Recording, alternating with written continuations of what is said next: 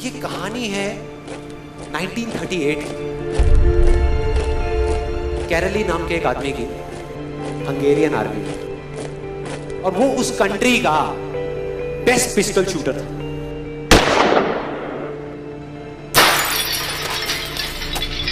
जितनी भी national championships हुई थी उस कंट्री में, उसको वो जीत चुका था। और सबको ऑलमोस्ट कंफर्म था कि 1940s में जो ओलंपिक्स होने वाले हैं उसमें गोल्ड मेडल कैरली को ही मिलेगा। और उसने सालों से ट्रेनिंग करी थी। उसका एक ही सपना था, एक ही फोकस था कि मुझे अपने इस हाथ को दुनिया का बेस्ट शूटिंग हैंड बनाना है, बेस्ट बनाना है, बेस्ट बनाना है। और वो कामयाब हो गया, उसने बना लिया बेस्ट शूटिंग हैंड। सिर्फ 2 साल का फर्क था। 1938 में एक आर्मी का ट्रेनिंग कैंप चल रहा था। क्योंकि वो आर्मी में था तो एक एक्सीडेंट हो गया। उसके उसी हाथ में जिससे उसने गोल्ड मेडल जीतना था, उसमें एक हैंड ग्रेनेड फट गया और वो हाथ चला गया। जो उसका सपना था, जो फोकस था, सब खत्म।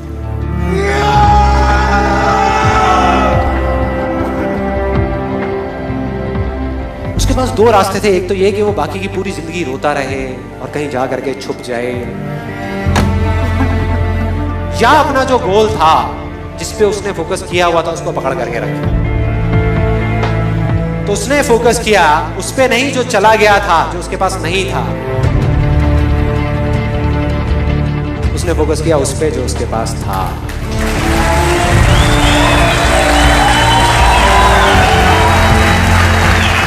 जो उसके पास था, और क्या था उसके पास में? एक लेफ्ट हैंड, एक ऐसा हाथ जिससे वो लिख तक नहीं सकता था। 1 महीने तक उसका हॉस्पिटल में इलाज चला इस हाथ के लिए, और सही 1 महीने बाद अपनी ट्रेनिंग शुरू करती इस हाथ के लिए।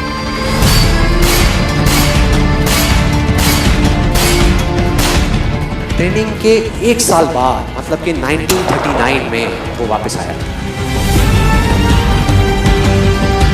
नेशनल चैंपियनशिप्स हो रही थी वहीं पे हंगरी में, और बाकी भी बहुत सारे पिस्टल शूटर्स थे वहां पे। उन्होंने जा करके उसको कांग्रेचुलेट किया, कहा कि यार देखो, ये होता है जज्बा, ये होती है स्पोर्ट्समैन स्पिरिट, कि इतना सब कुछ होने के बाद भी तुम यहां पर आए हो हमको देखने के लिए और हमारा हौसला बढ़ाने के लिए। किसी को नहीं पता था कि वो 1 साल से अपनी ट्रेनिंग कर रहा था लेफ्ट हैंड की। और उसने जवाब दिया,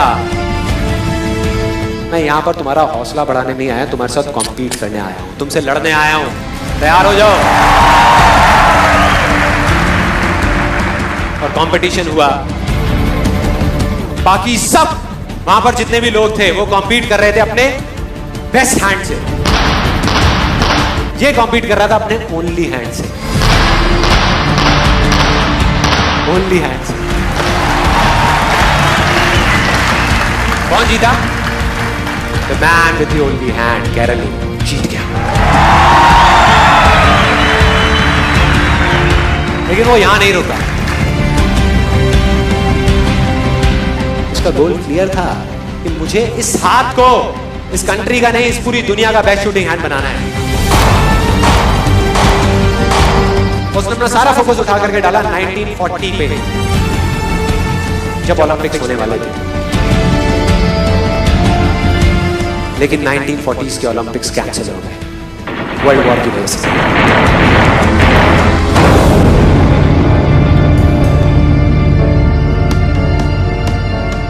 उसने अपना सारा फोकस उठा करके कहां डाल दिया? 1944 में जो ओलंपिक्स होने वाले थे उसके ऊपर। 1944 में जो ओलंपिक्स होने वाले थे वो भी कैंसिल हो गए वर्ल्ड वॉर की वजह से। फिर से कैंसिल।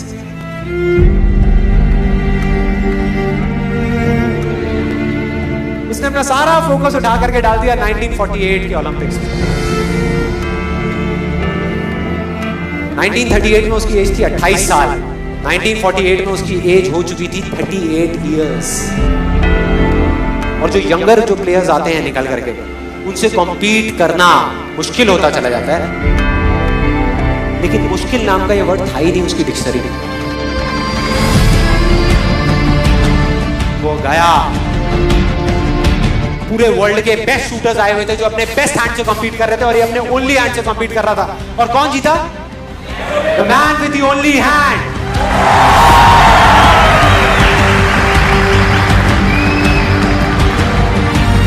लेकिन वो तब भी नहीं रुका। 1952 ओलंपिक्स, दोबारा कॉम्पीट किया उसने, और इस बार गोल्ड मेडल कौन जीता? कैरल ली।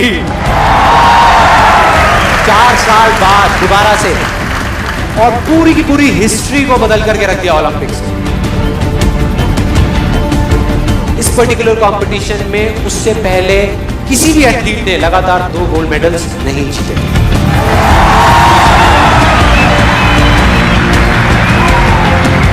अब किसी भी लूजर के पास चले जाओ, उसके पास लिस्ट होगी बहानों की कि मैं इस वजह से फेल हुआ अपनी लाइफ में, इस वजह से मैं कुछ नहीं कर पाया। बहुत लंबी लिस्ट है। और दूसरी तरफ विनर के पास चले जाओ, उसके पास में 1000 वजह होगी वो ना करने की जो वो करना चाहता है, सिर्फ एक वजह होगी वो करने की जो वो करना चाहता है, और वो कर जाएगा।